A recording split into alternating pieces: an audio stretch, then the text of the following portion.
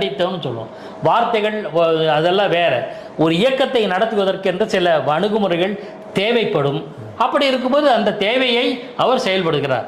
என்னோட பார்வை என்னன்னா, நேஷனல் லெவலில் லீடர்ஷிப் என்ன சொன்னாலும் அதை கேட்டு இல்லாமல் சுயமாக முடிவெடுக்கிறார். எந்த நேரத்தில் நமக்கு அவருக்கு ஹை கமாண்டோட சப்போர்ட்டும் இருக்கு. தலைக்கு மேலே கத்தி தொங்குதுங்கிற அச்சம் அவருக்கு இருப்பதாக தெரியவில்லை.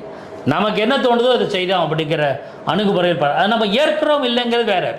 அந்த செயல்பாடுகள் எல்லாத்தையும் நம்ம ஏற்கிறோமா நிராகரிக்கிறோமா இல்லை. அவர் தன்னுடைய நிலைப்பாட்டில் கன்சிஸ்டண்டாக ஒரு தொடர்ச்சியான நிலைப்பாட்டை மேற்கொள்கிறார். இது தேசிய கட்சியான காங்கிரஸுக்கோ கம்யூனிஸ்டுகளுக்கோ இல்லை. கம்யூனிஸ்டுகளை மார்க்சிஸ்ட் கட்சி பொருளாதார இடஒதுக்கீட்டை தேசிய அளவில் ஆதரிக்கிறது. தமிழ்நாட்டில் இருக்கிற மார்க்சிஸ்ட் கட்சிகள் என்ன பேசுவாங்க? பல்வேறு விஷயங்களில் தமிழ்நாட்டில் இருக்க கம்யூனிஸ்டுகள்